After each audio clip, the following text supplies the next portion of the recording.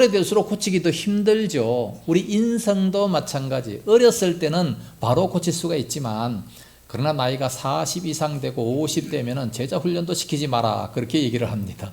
왜냐하면 자기의 고정관념이 딱 있어서 도무지 안 듣기 때문에 실천을 안 하니까 아주 힘들다는 얘기죠. 그래서 어떤 목사님은요 대학생만 전도합니다. 그리고 중고등학생만 전도하는 그런 사람들이 있어요. 캠퍼스만 가서 전도합니다. 딴 데서 안 해요. 그 수고 가지고 여기서 훨씬 더 낫다 그 얘기죠. 나중에 늙어서 퇴직하면 그때 가서 예수 믿을게. 새빨간 거짓말입니다. 믿기 점점 더 힘들어져요. 자, 6장 오병이어로 물위 그런 장. 오병이어가 나타나면 반드시 물이 걷는 장이 나옵니다. 왜 그렇습니까? 사복음서 다 똑같이 그렇게 나와요. 왜냐하면 오병이어의 기적을 나타내니까 많은 사람들이 예수님을 임금으로 모시자고 했습니다. 그러나 예수님은 한적한 곳에 가셔서 기도하셨죠. 제자들을 먼저 보냈습니다. 갈릴리 바다로 보내고 난 이후에 예수님께서 이제 물리로 걸어서 제자들에게 찾아가셨습니다. 7장 성전 문 앞에 놓고 초막절 예수, 초막절에 예수님께서 큰 소리로 외쳐 말씀하셨습니다. 누구든지 목마르거든 내게로 와서 마시라. 예수님에게 나오는 자는 누구든지 생수를 마실 수가 있습니다. 생수가 뭡니까? 생수는 뭐 풀무원도 있고 뭐 여러 가지 있지만 그런 생수를 말씀하는 것이 아니라 영혼의 생수입니다. 영혼의 생수가 뭐예요? 성령이죠. 성령의 충만함을 받으면 얼마든지 만족할 수 있다. 목마르지 않다. 영원히 목마르지 않다는 거죠. 그러면 성령의 충만함은 어떻게 받을 수 있습니까? 말씀을 통해서 성령의 역사가 나타납니다. 우리나라에 성경이 들어오기 전에는 절대 성령의 역사가 없었어요. 그러나 성경이 들어오고 난 이후에 성령의 놀라운 역사가 있었습니다. 그러니까 말씀과 더불어서 성령님이 역사하십니다. 말씀이 없으면 역사하지 아니하신다는 것을 알고 우리는 말씀 공부에 더 힘써야 됩니다. 말씀 읽기에 힘써야 됩니다. 초막절 예수 8장 가늠한 여자, 이쁜 여자가 있기 때문에 가늠한 여자는 돌에 맞아 죽는 율법이 있습니다. 그러나 예수님 앞에 찾아왔더니 율법보다도 사랑의 법을 적용해서 누구든지 죄 없는 자가 돌로 치라. 그래서 살아날 수가 있었죠. 다시는 가서 죄를 범치 말라 말씀하셨습니다. 9장 맹인장, 소경장입니다. 그래서 새카맣게 눈을 칠했습니다. 이 사람이 소경이 된 것은 누구의 죄 때문입니까? 본인의 죄 때문입니까? 아니면 그의 부모 죄 때문입니까? 태어날 때부터 뭐 소경이니까. 그러나 그것은 하나님의 영광을 위한 그런 병이다 말씀했습니다. 10장 목자장, 지팡이를 걸어놨기 때문에 목자장입니다. 목자는 선한 목자가 있고 삭군 목자가 있습니다. 삭군 목자는 이리가 올 때 도망가는 자, 선한 목자는 양들을 위해서 목숨을 버리는 자. 누가 선한 목자였습니까? 예수님이죠. 예수님은 우리 모든 양들을 위해서, 우리 모든 백성들을 위해서 십자가에 목숨을 버려주셨잖아요. 그래서 우리를 구원시켜 주셨습니다. 11장 무덤을 그려놓고 나사로 살림. 나사로가 죽은 지 나흘이나 됐지만 그러나 그때 살았을 때 가서 고치면 훨씬 더 쉬운데 왜 죽었을 때 가서 무덤을 열어서 그렇게 고치셨을까요? 그 이유는 많은 유대인들이 그것을 보고 믿었다 말씀합니다. 그러니까 믿음의 초기에는요 기적이 좀 나타나야 돼요. 우리나라에도 믿음의 초기는 기적이 많이 나타났죠. 어디 교회에서 많이 나타났습니까? 예, 순복음교에서 병 고친다. 그래서 그런 기적들이 많이 나타났어요. 그래서 엄청나게 많은 사람들이 예수를 믿게 됐습니다. 그러나 이제 어느 정도 믿음이 성장하고 난 이후에는 믿음이 성숙하면 이제 그런 거 안 나타나요. 그런 것보다도 육신적인 복보다도 영적인 복이 훨씬 더 중요하기 때문에 그래서 구약에는 육신적인 복을 많이 강조했습니다. 신약에는 팔복에서부터 육신적인 복은 하나도 없어요. 전부 다 영적인 복을 말씀해주고 있습니다. 그러면 신약에서 우리가 범죄할 때 어떻게 됩니까? 뭐가 타격을 받아요? 영혼이 타격을 받습니다. 우리들의 영혼이 악을 행하는 각 사람의 영에게 환난과 공고가 있으리니 로마서 2장 9절인가요? 거기에 말씀하고 있습니다. 그러니까 육신보다도 영혼이 타격을 받게 된다는 말씀입니다. 몇 장 했죠? 12장 12장 입성. 7장도 성전 문 앞에다가 놨고 12장도 똑같이 성전 문 앞에다가 놨습니다. 성전 문 앞에서 예수님께서 큰 소리로 외쳐 말씀하셨고 12장에서는 입성을 하십니다. 이제 입성하시면 이제 그 안에서 이제 말씀하시다가 이제 죽으시죠. 그러니까 일주일 전에 이제 입성하시는 장면입니다.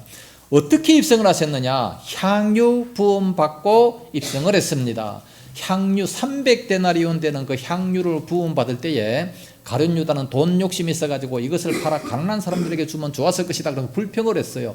실은 저는 도적이라 궤 속에 있는 돈을 훔쳐가기 위해서 그런 말을 했다 말씀합니다. 그러니까 도둑놈들은 항상 거짓말을 좋아해요. 자기 유익을 위해서, 돈을 훔쳐가기 위해서 선한 말을 많이 합니다. 향유 부음 받고 입성하실 때에 나귀를 타고 입성하셨습니다. 나귀를 타고 입성할 때 많은 사람들이 호산나 다윗의 자손이여 찬송하리로다 노래를 부릅니다. 그러니까 바리새인들이 저들 좀 조용히 하라고 하시오. 그러니까 뭐라 그래요? 저들이 소리 지르지 아니하면 돌들이 소리 지르리라. 우리가 찬송하지 아니하면 돌들이 찬양합니다.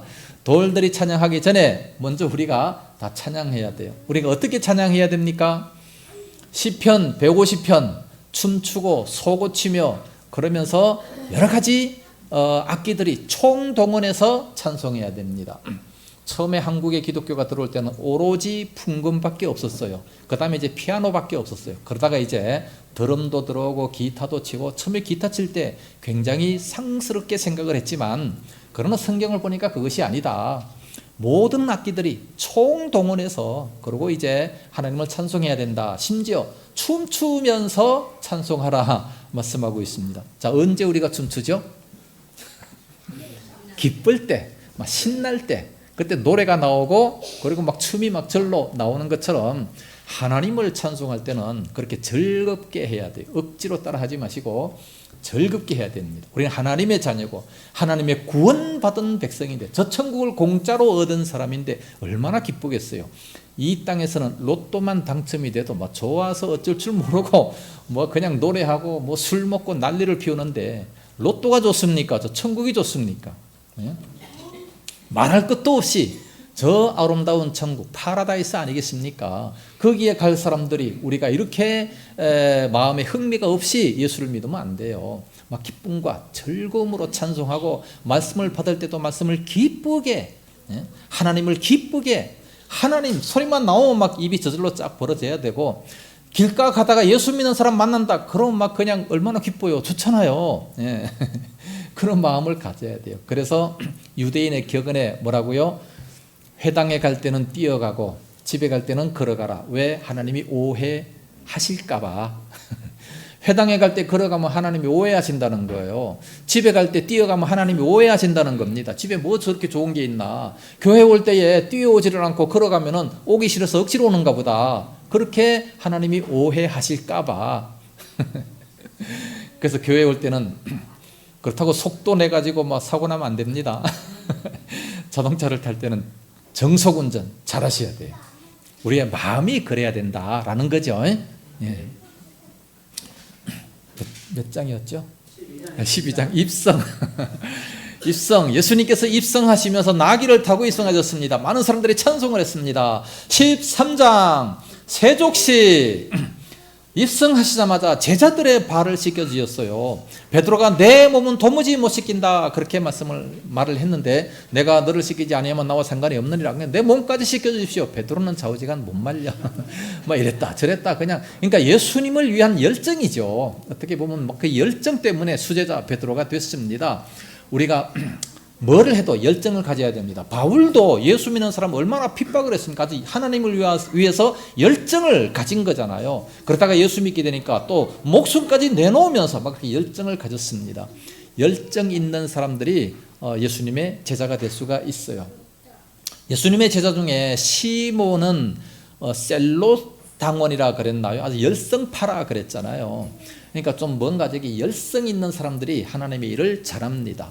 뭐든지 그냥 뒤에 가서 뭐 시무룩하게 뭐 딴 사람 하면 뭐 쫓아가고 그러지 말고 앞장서서 인도하는 이런 자를 주님이 기뻐하시는 줄로 믿습니다. 14장 약속장 무슨 약속을 하셨느냐? 천성평 천국 거처를 예비하러 올라간다. 그러니까 도만 어디로 가는지 도무지 알지 못하겠습니다. 내가 곧 길이요 진리요 생명이니 유명한 말씀이 나왔습니다.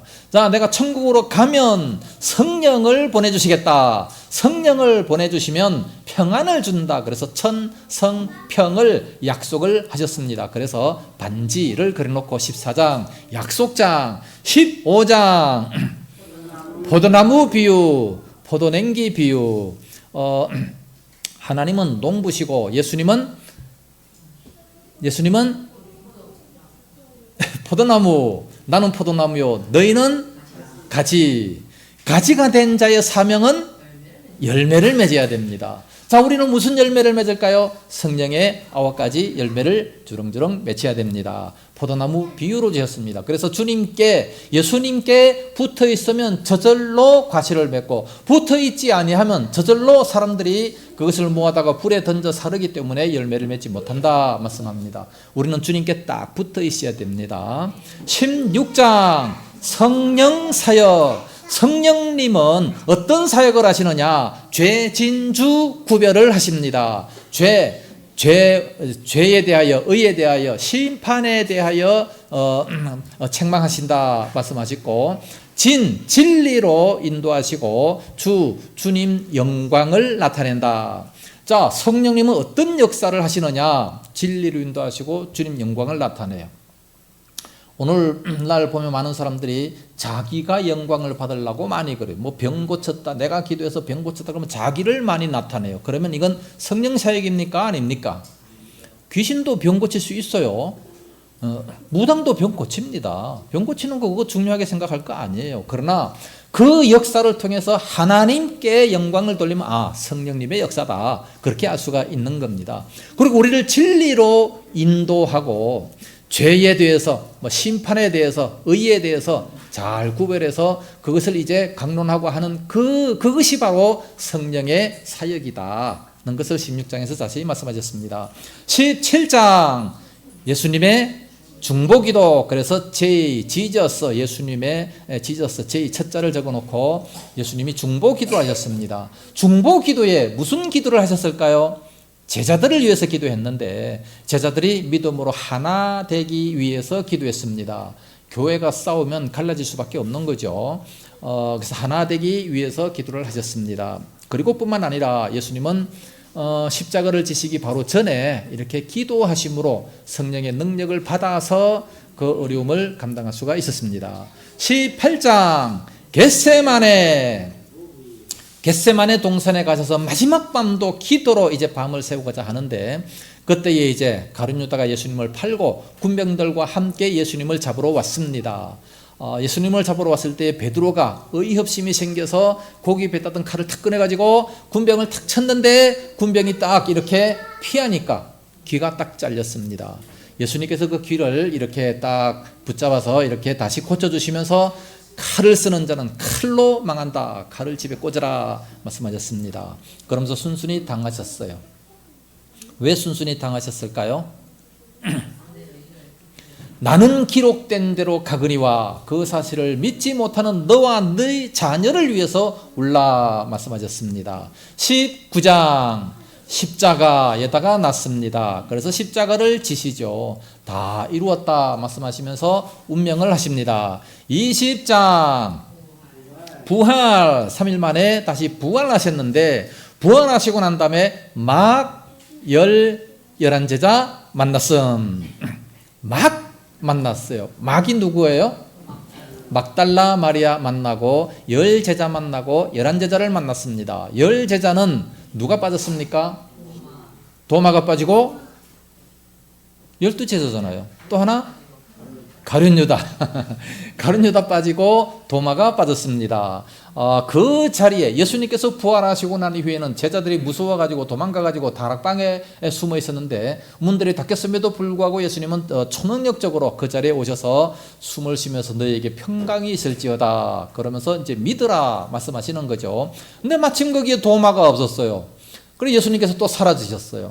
그때 다른 제자들이 도마가 왔을 때 우리가 선생님을 만났다. 우리가 예수님, 우리 선생님을 만났다. 나는 절대로 그거 못 믿는다. 사람이 어떻게 죽다가 다시 살아나느냐. 그 예수님이라면은 정말로 그 손에 못자국에 내 손가락을 넣어보고 옆구리에 창자국에 내 손가락을 넣어보고 정말로 그 자국이 있으면 그때 가서 내가 믿겠다. 그때 예수님께서 또 호련히 나타나셨어요. 나타나서 도마야 와서 한번 손가락을 여기 한번 집어넣어 봐라. 그리고 믿음 없는 자가 되지 말고 믿음이 있는 자가 되라. 그러니까 거기 넣어보지도 안 하고 나의 주시여 나의 하나님이시여. 그러니까 보지 못하고 믿는 자가 더 복이 있다 말씀하셨어요. 오늘날 우리가 예수님 보고 싶습니까? 하나님 보고 싶습니까? 보려고 노력하는 사람들이 대단히 많았어요. 구약에서 모세도 하나님을 보여달라고 기도한 적이 있었습니다. 그럴 때 하나님을 보고는 살 자가 없다 말씀하셨습니다. 그러면서 그렇게 보고 싶거든 내가 지나갈 테니까 등을 보아라 그렇게까지 말씀을 하셨습니다. 보면은 뭐 살 수 없기 때문에. 그리고 하나님은 뭐예요? 영이시니 하나님은 영이시기 때문에 우리 눈에 안 보여요. 사실 이후에 천국 가면 아마 다 볼 수 있겠죠. 그러나 예수님은 육신을 입으셨기 때문에 볼 수는 있겠죠. 보여달라고 하지 말고 말씀을 그냥 믿으면 되는 거예요. 말씀 믿는 것이 가장 큰 복입니다. 그래서 성경을 주셨지 않습니까? 부활 21장 7 제자를 만났습니다. 아니 부활하신 그 예수님을 만났음에도 불구하고 그리고 또 베드로가 이제 나는 옛날 지급으로 돌아간다 그랬더니 다시 그 6 제자가 우리도 함께 가자 그러면서 고기 잡으러 갔어요. 고기 잡으러 간 그 제자들을 보고 예수님께서 책망하지 아니하시고 고기 좀 잡았느냐? 못 잡았습니다. 그럼 배 오른쪽에 던져봐라. 오른쪽에다 그물을 던졌더니 엄청나게 많이 잡혔어요. 그걸 다 요한이가 한번 세보니까 몇 마리? 153마리나 잡혔다. 큰 물고기가 153마리나 잡혔다. 그래서 153 153 많이 들어보지 않았습니까? 모나미 볼펜에 153이 적혀 있어요. 왜 적혀 있을까요? 예? 153 이렇게 많이 잡혔다. 153마리나 잡혔다. 153 153은 그러니까 많이 잡혔다는 것을 뜻하는 거죠. 정말해서 오래 쓴다 그 얘기예요. 모나미 볼펜 오래 쓴다. 아마 그 사람이 예수 믿는 사람인지도 몰라요. 그리고 3은 뭡니까? 네가 나를 사랑하느냐. 베드로에게 3번 물으셨잖아요. 내가 주를 사랑하시는 줄 주께서 아시나이다. 그래서 7 제자 만남 153 3 이렇게 외우면 자, 요한복음 장제목을 21장까지 그냥 쉽게 외울 수가 있습니다. 자, 전철 타고 간다든지 버스 타고 간다든지 운전하고 다닐 때 요거를 하루에 한 번씩만 외우시면 얼마나 머리가 상쾌하고 좋겠습니까? 그리고 다른 많은 사람들 앞에 성경 잘 모르는 사람 이게 다 브리핑 하세요. 쫙 이렇게 나 요한복음 다 외운다. 딱 브리핑은 대단한 사람인 줄 알고 있어요. 그냥 가면서 엉뚱한 간판 광고 같은 거 다 외우지 말고 성경 말씀을 많이 외우세요. 참 은혜됩니다. 자, 요한복음 1장 맥잡기 시작합니다. 자, 맥잡기 할 때는 반드시 형광펜을 가지고 오셔야 됩니다. 형광펜을 가지고 오셔서 줄 치라고 하는데 줄을 치고 빨간 볼펜을 가져오셔서 자, 요것이 맥입니다 하면 거기다가 이제 맥 표시를 하는 겁니다. 맥 표시가 뭐냐? 삼지창 표시를 하는 겁니다. 삼지창. 삼지창 가지고 고기를 확 찍잖아요. 이렇게 탁 찍어요. 그러면 여기다 라는 것처럼 삼지창 표시를 딱 하고 삼지창 이런 표시입니다. 거기다가 동그라미를 치면 이것이 바로 그 구절이 맥이다 라는 것이고 삼지창 표시만 하게 되면 그러면 그거는 맥을 보좌해주는 구절이다 라는 뜻이고 또 별 표시를 하시면 그거는 맥과 상관이 없지만 아주 중요한 구절이다 라는 것을 뜻하게 되는 겁니다. 지난주에 광고를 했어야 되는데 빨간 볼펜을 안 갖고 와가지고 이거 다음 주에 꼭 가지고 오시기 바랍니다. 자, 요한복음 1장의 1절이 맥입니다. 1절이 맥입니다. 자, 1절을 우리 다 같이 읽습니다. 시작. 태초에 말씀이 계시니라. 이 말씀이 하나님과 함께 계셨으니 이 말씀은 곧 하나님이시니라. 자, 노란 줄을 태초에 말씀이 계시니라 예 치시고, 두 번째 줄에 이 말씀은 곧 하나님이시니라. 자, 태초에 말씀이 계셨어요. 그 말씀이 누구냐? 곧 하나님이십니다. 자, 요한복음 1장은 장제목이 요한증거입니다. 요한증거인데 소제목이 뭐냐? 예수님의 신선성입니다.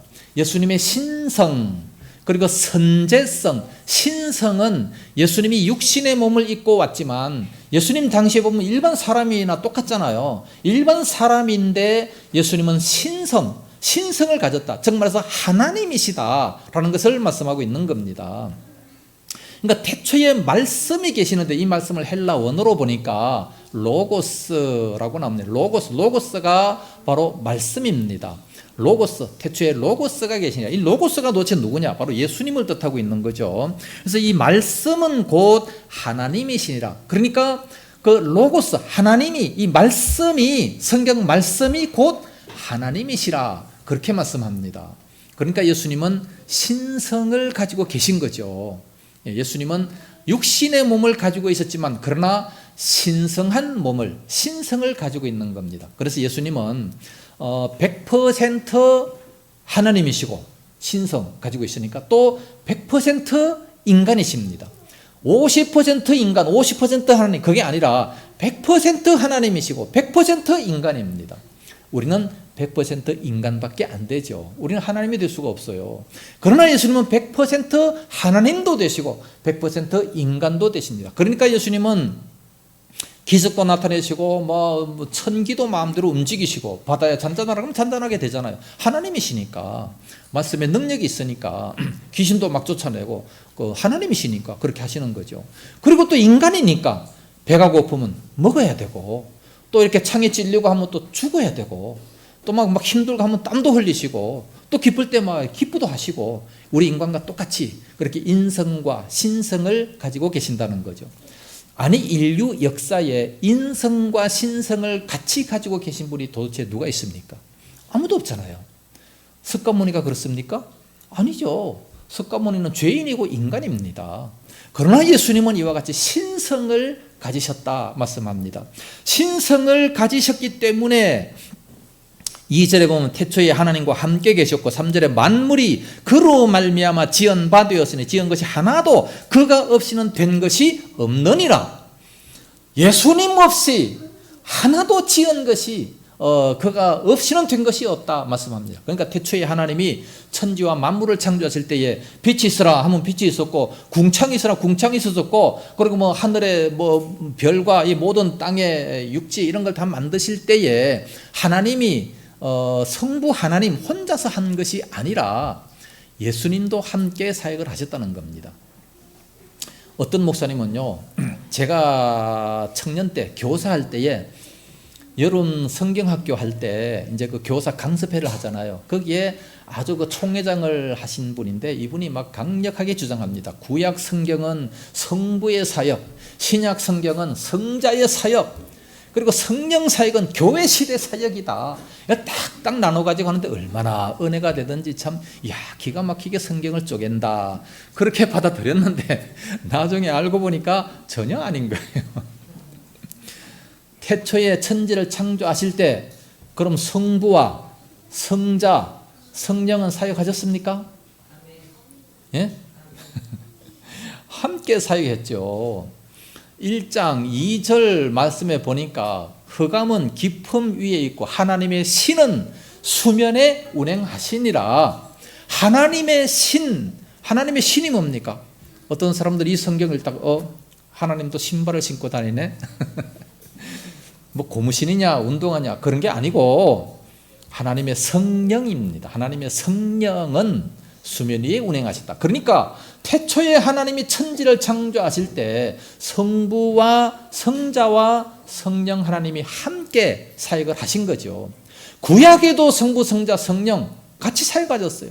사사기 14장 6절에 삼손이 여호와의 성령의 충만함을 입어 하나님의 능력을 힘입어서 힘이 있었다 말씀하고 있습니다. 성령 사역 하셨잖아요.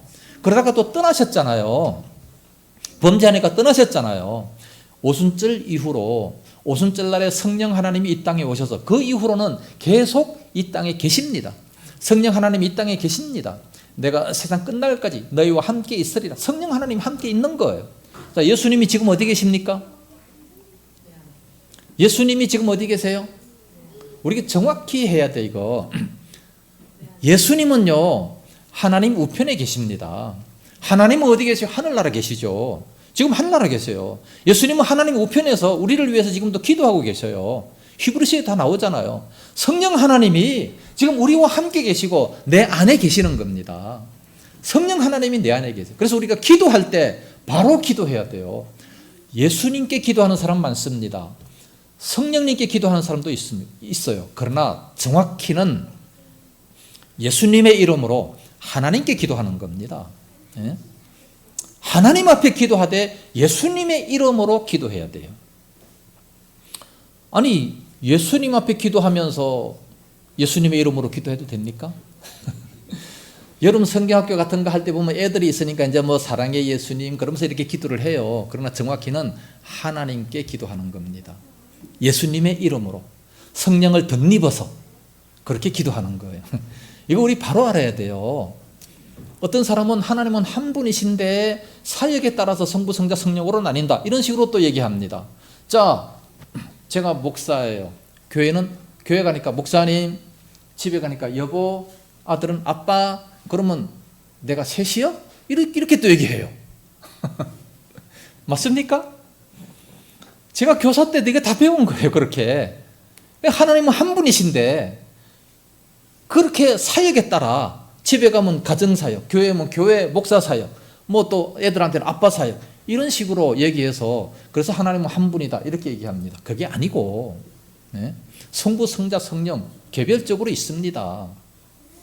그러나 모든 이 사역에는 삼위일체라는 신학적인 용어를 만들어내요. 성경에는 없지만 삼위가 일체가 되십니다. 삼위가 일체가 되시는데 그 일체가 되시는 그 삼위 하나님은 능력과 모든 것이 다 동등하시다라고 말씀하고 있습니다. 모든 것이 다 동력하신데 그 삼위가 있다는 말씀이에요. 그래서 하나님은 한 분이시지만 삼위가 있다. 또 그렇게 생각할 수도 있는 거죠. 성부, 성자, 성령 하나님. 태초부터 그렇게 삼위가 계셔서 함께 사역을 하시다. 그래서 예수님이 이 땅에 오셨지만 이 땅에 그 육신을 입고 오셨지만 이 예수님은 태초부터 계신 하나님이시다라는 것을 말씀하고 있습니다. 그러니까 예수님의 신성 그리고 예수님의 선제성 태초에 하나님과 함께 계셨고 태초부터 계셨기 때문에 먼저 계셨다는 말씀, 선제성입니다.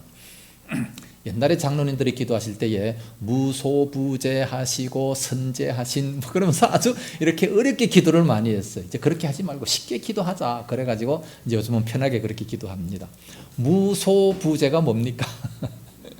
아니 계신 곳이 없는 어디나 계신 그리고 일찍부터 계시는 뭘 그런 걸 아빠를 부를 때에 뭐 참 우리 아빠는 회사 가서 월급을 많이 받아오시는 우리 아빠 나를 사랑하시는 아빠 이렇게 불러요?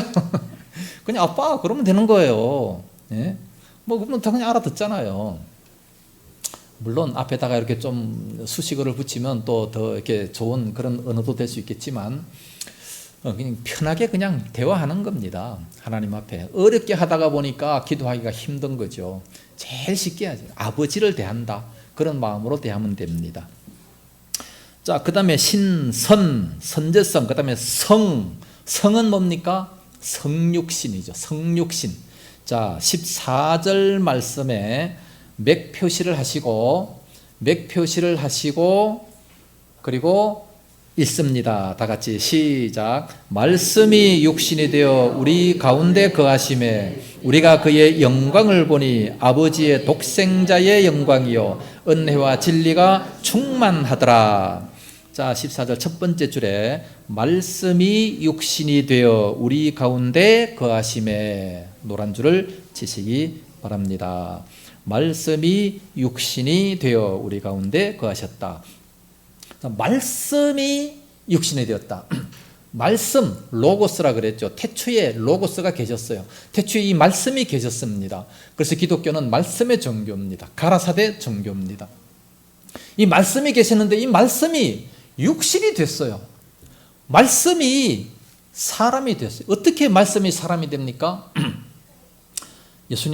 하나님께서 아담과 하와의 범죄로 말미암아 이제 이 땅에 독생자를 보내서 대신 죽어야 되겠다는 것을 계획을 하시고, 이제 누구를 통해서 오셨습니까? 마리아를 통해서 왔잖아요. 마리아를 통해서 올 때에 천사 가브리엘을 통해서, 가브리엘은 좋은 소식을 전하는 천사, 사단과 싸우는 천사는 미가엘 천사는 사단과 싸우는 천사, 좋은 소식을 전하는 천사는 가브리엘 천사를 통해서 요셉에게 나타납니다. 내 아내 마리아가 잉태가 되어 아들을 낳을 것이다. 그 당시에 처녀가 아기를 낳으면 어떻게 돼요? 돌에 맞아 죽잖아요. 그런 것이 율법에 다 기록이 되어 있는데, 그런데 처녀가 잉태가 되어 아들을 낳을 것이다. 어떻게 그걸 받아들이겠습니까? 네? 마태복음에서는 요셉에게 나타났고, 누가복음에서는 마리아에게 나타났습니다. 마리아에게 나타나가지고 네가 이제 임신을 할 것이다. 그러니까 마리아가 뭐라 그래요? 나는 남자를 알지 못하는데 어떻게 내가 임신할 수 있습니까? 성령이 너를 덮을 것이다. 성령이 너를 덮을 것이다. 정말해서 하나님이 로고스가 그 속에 들어오실 것이다 라고 말씀하시는 거예요. 난 남자를 알지 못하는데 어떻게 그렇게 될 수 있겠습니까? 로고스가, 말씀이 너 속에 들어가서 잉태가 될 것이다. 그러면 아들을 낳아라. 아니, 어떻게 이런 일이 있을 수 있습니까? 남자를 알지 못하는데. 과학적으로 맞지 않잖아요. 합리적으로 맞지 않잖아요. 누가복음 1장 37절에 대저 여호와의 말씀은 능치 못하심이 없느니라. 가브리엘이 나타나서 그렇게 말씀합니다. 여호와의 말씀은 능치 못하심이 없느니라. 말씀이 누구기에? 하나님이시니까. 말씀이 하나님이시기 때문에 능치 못하심이 없다라고 말씀합니다. 그러니까 마리아가 받아들입니다. 내게 그대로 이루어지이다 라고 받아들이는 겁니다. 그때 그 마음속에 얼마나 충만한 기쁨을 가집니까? 성령으로 막 충만한 기쁨을 가져가지고 내가 처녀인데 아기를 잉태하는데 하나님의 아들을 잉태를 한다. 말씀이 내 속에 들어오셨다. 너무 기뻐가지고 사가랴 집에 찾아가잖아요. 엘리사벳 집에 찾아가서 이제 막 성령으로 잉태된 것을 보고 가니까 세례 요한을 잉태한 그 엘리사벳이 막 그 속에서 세례 요한이 막 춤을 추잖아요. 막 흥분을 하잖아요. 그래서 막 찬송을 하는 이런 모습이 누가복음 1장에 나옵니다. 그래서 누가복음 1장은 찬양하는 모습이 대단히 많이 나타납니다. 그래서 말씀이 육신이 되는 겁니다. 생명을 걸고 내게 그대로 이루어지리이다. 그랬더니 진짜로 그대로 이루어지는 겁니다. 하나님의 말씀이 내게 그대로 이루어지는 이것을 우리는 많이 체험해야 돼요. 자, 우리가 아플 때 기도하면 치료시켜 주신다 그랬죠. 근데 여전히 아파요. 믿을 수 있어요, 없어요? 자, 감기가 걸렸습니다. 감기가 걸렸는데 이제 말씀으로 내쫓았어요. 말씀으로 내쫓았는데 여전히 기침을 하고 여전히 아파요. 그러면 안 나섰다. 그리고 안 믿는 경우가 많죠. 하나님은 말씀으로 명령할 때 이미 다 치료를 시켜주셨어요. 치료를 시켜주셨기 때문에 그 몸속에 있는 모든 병균, 세균이 다 사라져버린 거예요. 하나님의 능력에 의해서 다 사라져버렸기 때문에 원초적으로 닭구침을 받은 거죠. 그렇지만 상처가 아직 남아있어요. 그렇죠? 상처가 아직 남아있기 때문에 이것이 아무는 시간은 조금 걸릴 수 있어요. 그거를 참고 기다리면 금방 회복이 될 수가 있는 거예요. 이것을 우리가 믿음으로 받아들이면 되는데, 에이, 뭐 기도해도 안 되네. 믿음을 안 가져버려요. 그러면은 다시 들어올 수가 있습니다. 악한 자가 하나님 말씀을 통해서 도망갑니다. 그래서 깨끗이 소재가 됐죠. 깨끗이 비어있는데 이 속에 아무것도 없이 그대로 비어있어요. 그러니까 나갔던 귀신이 다시 더 악한 귀신을 데리고 들어와서 거하니까 이전보다 더 악하게 됐다. 그런 말씀이 있습니다. 그렇죠? 나갔으면 이제는 믿음으로, 말씀으로 채워야 돼요. 말씀으로 충만히 채우면 들어올 수가 없는데 비워놓고 그냥 있으니까 더 악한 것들이 들어올 수가 있는 겁니다. 기도해도 뭐 낫지도 안 하고 더 심하다. 믿음이 없는 거예요. 믿음을 가져야 됩니다. 예? 이 말씀이 이게 보통이 아니에요. 말씀이 하나님이라 그랬잖아요. 이 성경 말씀이 하나님이십니다. 이 말씀을 내가 마음속에 가지고 있으면 하나님이 나와 함께 하시는 거예요. 예? 성령님이 우리들의 마음속에 계시고 말씀이 계시고 그러면 우리는 얼마나 든든합니까? 예수님이 계시죠. 성령님이 계시죠. 우리 충만할 수가 있는 거예요. 절대 낙심할 수가 없는 겁니다. 성령이 우리들의 몸속에 계신다고 고린도전서 3장 16절에 분명히 말씀했고, 예? 성령이 계시죠. 또 말씀을 우리가 날마다 이렇게 읽고 외우고 하면은 말씀이 내 몸속에 계시는 거예요. 그래서 우리가 이 말씀을 가지고 있기 때문에 은혜가 나타나고 능력이 나타납니다. 요한복음 10장 35절 말씀 보면 말씀을 받은 자는 곧 신적인 능력을 가진 하나님이라 그렇게 말씀하셨습니다. 성경은 패하지 못하나니 말씀을 받은 자는 신이라 하였거늘. 요한복음 10장 35절 이런 것 좀 외워놓으세요. 이게 얼마나 중요한 말씀인지 몰라요. 말씀을 받은 자는 인간이 아니라 신적인 능력을 가지고 이 능력으로 귀신도 쫓아내고 뭐 병균도 고치고 능력을 행할 수 있다는 거예요. 네? 이걸 우리가 믿음으로 실천을 해야 되는 겁니다. 그런 믿음을 가지고 나아가야 담대할 수가 있는 거죠. 하나님이 나와 함께 하신다. 저는 굉장히 두려움이 많은 사람이고 진짜 여자들 앞에서 말도 못하는 사람이고 밤에 절대 바깥에 나가지 못했던 사람이에요. 근데 지금은 뭐 전혀 그런 무서운 것이 없잖아요. 제가 왜 이런 무서움이 많았냐. 제가 초등학교 1학년 때 우리 식구 모두가 다 병이 많았어요. 어머니도 많이 아팠고 뭐 누님도 많이 아팠고 많이 아팠어요. 그래서 무당을 불러가지고 우리 부엌에 가가지고 구설했어요. 구설했더니 무당이 하는 얘기가 그 마당에 장독대 밑에 사람의 시체가 들어있다. 그러니까 장독대를 다른 데로 옮겨라. 그 말을 듣고 난 다음부터 얼마나 무서운지 뭐 해만 넘어가면 바깥에 나가지를 못했어요. 그 당시는 또 이 통식관이 집 바깥에 뒤에 있잖아요. 예? 화장실을 못 갔다니까 얼마나 무서운지. 꼭 그냥 엄마 아빠 같이 그냥 가가지고 바깥에 나가 오줌 누고. 아휴, 그때 참 시절이 그랬어요. 지금 생각하면 얼마나 우스운지 몰라. 옛날에는 그런 거 많았잖아요. 도깨비 얘기도 많이 듣고 뭐 귀신 얘기 많이 듣고 또 무당 얘기하니까 무당이 또 그런 소리 하고 뭐 하니까 뭐 진짜 그대로인 줄 믿었죠. 뭐 어떻게 해요? 그 당시면 너무 무지한 거죠. 로마서 1장에 보면 우리가 너무나도 무지하기 때문에 벌거지 형상을 갖다 놓고 거기다가 절을 하게 되고 돌부처를 갖다 놓고 절을 하게 되는 게 너무나 무지하기 때문에 모르기 때문에 그런다. 그렇게 말씀하고 있습니다. 그러니까 성경을 안다는 것은 우리는 대단한 지혜고 대단한 축복이에요.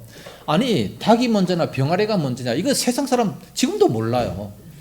어떻게 할 수 있습니까? 우리는 성경을 보니까 닭이 먼저라는 거 얼마나 우리가 편하게 알 수 있습니까? 성경을 알면 정말 지혜롭게 되고 잠언서 말씀대로 살면 그건 정말 명철한 자들입니다. 정말 이 세상을 아주 잘 사는 사람들이에요. 그래서 하루에 한 장씩 잠언서를 반드시 읽으시기 바랍니다. 그럼 지혜롭게 살아갈 수가 있는 거예요. 자, 말씀이 육신이 되어 우리 가운데 거하심에 그 예수님을 바라보니까 그의 영광을 보니 아버지의 독생자의 영광이요 은혜와 진리가 충만하더라. 그러면서 15절에 보면 요한이 그에 대하여 정언하여 외쳤습니다. 그래서 이 예수님을 증거하기 위해서 이제 이 땅에 왔다 말씀합니다. 자, 6절 말씀, 하나님께로부터 보내심을 받은 사람이 있으니 그의 이름은 요한이라. 그가 증언하러 왔으니 곧 빛에 대하여 증언하고 모든 사람이 자기로 말미암아 믿게 하려 함이라. 그는 이 빛이 아니요 이 빛에 대하여 증언하러 온 자라. 많은 사람들이 막 이렇게 막 증언을 하고 막 얘기하고 하나님에 대해서 말을 하니까 당신이 메시아냐? 당신이 그리스도냐? 아니면 당신이 엘리야냐? 막 이렇게 물었어요. 나는 아니라. 나는 그리스도의 신발끈 풀기도 감당치 못할 사람이다. 내 뒤에 오시는 그에 대해서 내가 증거하러 온 사람이다. 그렇게 얘기합니다. 그래서 요한 증거입니다. 1장은 요한 증거. 요한 증거. 뭐에 대해서 증거했습니까? 예수님의 신선성. 자, 29절 말씀에 또다시 맥 표시를 하시고 다 같이 읽습니다. 시작. 이튿날 요한이 예수께서 자기에게 나오심을 보고 이르되 보라 세상 죄를 지고 가는 하나님의 어린 양이로다. 두 번째 줄에 29절 두 번째 줄에 보라 세상 죄를 지고 가는 하나님의 어린 양. 예수님을 바라보면서 세상 죄를 지고 가는 하나님의 어린 양이다. 그렇게 얘기를 했어요. 왜 그렇게 얘기했습니까? 지금까지 구약 시대에는 사람들이 죄를 지으면 그 죄값으로 대신에 어린 양이 죽었습니다. 제사장이 양 한 마리를 갖고 와가지고 이 사람의 죄를 양에게로 옮기노라. 죄 사건 사망이기 때문에 그러므로 사람 대신에 양을 죽어버렸습니다. 그러면 이 사람의 죄가 없어지는 줄로 알았어요. 그래서 해마다 양을 한 마리씩 가지고 와가지고 양을 죽이면 죄가 없어지는 줄 알았는데 아무리 그렇게 죽여도 이 사람의 죄는 그대로 있거든요. 또 다시 가서 죄를 범하고 또 다시 계속해서 죄를 범하게 되니까 죄가 그대로 있다 그 말이에요. 그래서 구약 시대 때 어린 양이 대신 죽었지만 그러나 예수님께서는 하나님의 세상 죄를 지고 가는 하나님의 어린 양이로다. 하나님의 어린 양, 아사셀 양이라고 말씀하고 있습니다. 이 양이 예수님께서 십자가의 대신 죽음으로 말미암아 죄의 사건 사망이라. 예수님의 그 대신 죽음으로 말미암아 온 인류의 세상의 모든 사람들의 죄를 단번에 다 가져가셨다 말씀합니다. 그래서 우리가 예수님을 믿으면 과거에 내가 지었던 죄, 현재 짓고 있는 죄, 앞으로 지을 죄까지 다 예수님이 가져가신 거예요. 그래서 우리는 의인이 된다. 그렇게 얘기합니다. 그리고 12절에 또 보니까 영접하는 자 곧 그 이름을 믿는 자들에게 하나님의 자녀가 되는 권세를 주셨다 말씀합니다. 하나님의 자녀가 되고 과거, 현재, 미래 모든 죄를 다 용서받게 되고 또 언제든지 죽으면 천국 가게 되는 이런 복을 우리가 예수 믿으면 받게 되는 거 아니겠습니까? 이 세 가지 복이 공짜로 우리들에게 주어지게 되는 겁니다. 얼마나 놀라운 복입니까? 자, 그러면 세상 죄를 지고 가는 하나님의 어린 양이라는 것을 어떻게 알 수가 있었습니까? 33절 말씀. 자, 33절에 삼지창 표시를 하십니다. 삼지창 표시를 하시고 맥을 보좌해 줍니다. 33절 다 같이 시작. 나도 그를 알지 못하였으나 나를 보내어 물로 세례를 베풀라 하신 그이가 나에게 말씀하시되 성령이 내려서 누구 위에든지 머무는 것을 보거든 그가 곧 성령으로 세례를 베푸는 이인 줄 알라 하셨기에 34절은 내가 보고 그가 하나님의 아들이심을 증언하였노라. 자, 세례를 베푸는데 성령이 내려와가지고 예수님 위에 이렇게 머무는 그 사실을 보고 이분이 바로 메시아다, 하나님의 아들이다 라는 것을 확신하고 그리고 이제 증언을 했다. 그렇게 말씀하고 있습니다. 성령이 내려오는 것을 어떻게 알 수가 있었습니까?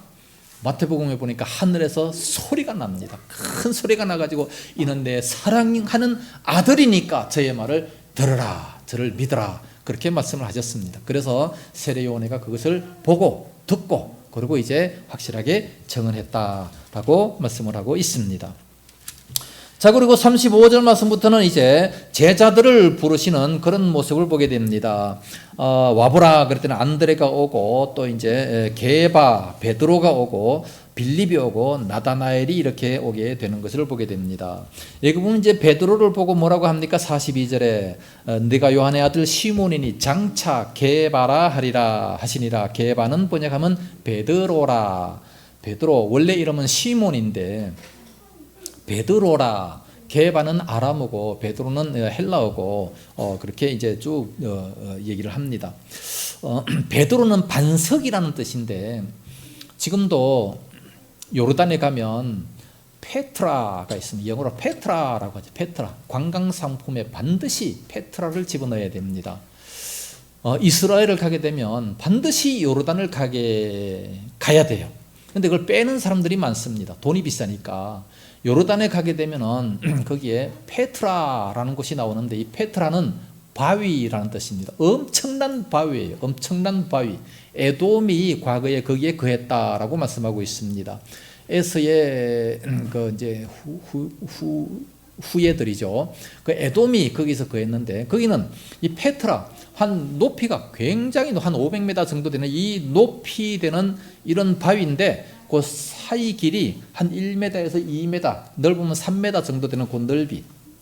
그쪽으로만 딱 지나가고 다 이 절벽이 벽이 한 500m 높이가 되고 다른 데는 길이 없어요. 갈 수가 없어요.